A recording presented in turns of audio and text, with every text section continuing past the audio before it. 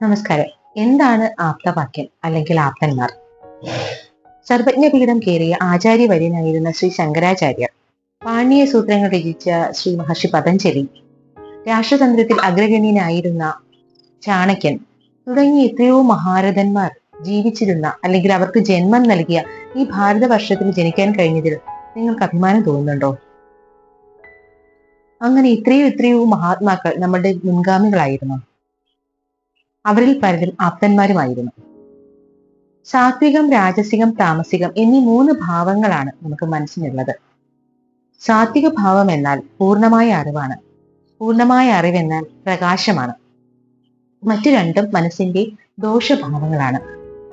ആപ്തൻ എന്നാൽ അറിവിനെ യജ്ഞമാക്കി, തപമാക്കി, നിഷ്ഠയാക്കി, നിസ്വാർത്ഥ ഭാവത്തോടെ അറിവിന്റെ പ്രകാശം പരത്തുന്ന മഹാത്മാവാണ്.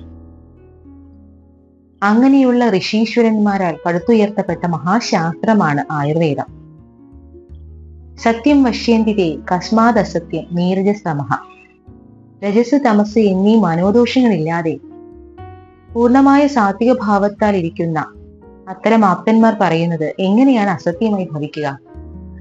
ശാസ്ത്രം എന്നാൽ ശംസതേ ഇതി ശാസ്ത്രം. ഇങ്ങനെ ചെയ്യൂ എന്ന് പറയുന്നത്, ഇങ്ങനെ നിർദ്ദേശിക്കും, ഇങ്ങനെ ചെയ്താൽ നിങ്ങൾക്ക് അതിന്റെ ഫലം കിട്ടും എന്ന് പറയുന്നതാണ് ശാസ്ത്രം.